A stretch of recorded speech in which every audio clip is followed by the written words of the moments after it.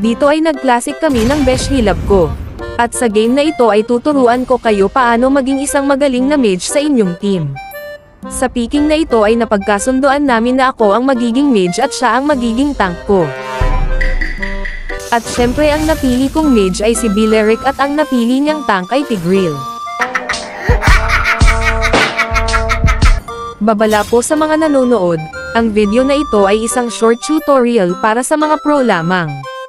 Shoutout nga pala sa aking kaduo for today, Hilven Guanzan. Sa early game pa lang ay makikita mo na ng mga tip gods ang mga kalaban. Hindi ata nila alam na mabubugbog sila mamaya sa mga barakong ito. Tip number 1, kapag tinipihan kayo ng kalaban tipihan nyo rin sila sa mukha, may 50% damage yan. Emotional damage! Kung ayaw nyo maniwala ipapakita namin ka sa inyo sa video na ito. Tip number 2, dahil tayo na mage ang mas malapit sa pawikan dapat back upon natin ang core. Combo agad pag may lumapit gaya ni Helpert. Ikaw naman Johnson's baby powder, akala mo ba nakalimutan ko panti-tipi nyo? Sa nakikita nyo ay sumali na rin sa panti-tipi sina Maring Odette at Pareng Camus kaya hindi natin kapalalampasan. Nag-flicker pa nga si Maring Odette pero para san yun? Pagkatapos magbato ng skill ay tamang ilag lang tayo. Sa sobrang confident ng Camus ay nakalimutan niyang andito lang kami nagtatago sa bush kaya napitit siya. Commander na si Johnson's baby powder papuntang mid kaya magtatago muna kami at magpapabangga. Napitit sina Odette at Johnson pero nakatakas ang aso nilang si Roger kaya hinabol namin ito. Loner ata tong Thomas ng kalaban at walang pake sa paligid niya kaya dahil dyan pitas na naman siya. Tip number 3, kapag barako kayo magpabangga na lang kayo. Dito ay alam naming makukunat ang hero namin at marami kaming crowd control kaya nagpabangga kami at ayun napitis sila. Dito nag-jaywalking si Layla kaya binangga siya ng Johnson kasama sina Maring Odette at aso niya, at dahil doon hahabulin namin sila.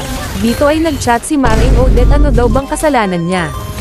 Unang-una wala kayong lisensya ng driver mo, pangalawa namamangga kayo ng sibilyan, pangatlo wala kayong tali sa aso nyong hybrid, at panghuli dahil TP gods ka Mare. Nandito na naman ang aso mo Mare, kami na bahala magtali neto. At dahil namangga na naman kayo, ito ang combo namin para sa inyo. Nag-chat dito si Johnson na malakas daw tama namin, tama naman talaga kami, kayo lang talaga yung nagkamali. Namamangga ka na naman ng sibilyan, gusto mo talaga mahabol ng LTO.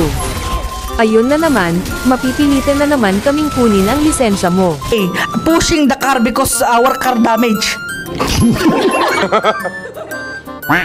Dito ay nagpabangga ako at napites ko yung Helpert. Akala ko makakatakas pa si Johnson kaso magaling ang mga kaibigan nating LTO kaya kinuha nila ang lisensya niya. Gumagala na naman aso nyo dito. Tip number 4, pag nakaset ang tank nyo, follow up agad. Sabi ko naman sa inyo na malaking percent ang damage ng TP. Wag muna daw sabi ni Maring Odette kaya hindi muna namin inend dahil syempre may awa pa tayo kaso lang kinagat ako ng aso nila kaya napites ako. Dito ay nagset na naman ang ating Besh Hilab kaya nag-follow up agad ako pero kinagat na naman kami ng aso nilang si Roger, pero nakalunok din siya ng rabies niya kaya napites din siya. Naubos silang lahat doon sa sarili nilang base kaya sumuko na lang sila dahil alam nilang wala na silang lisensya, naka-dog pound na ang aso nila at i-demolish na ang base nila. Nice G.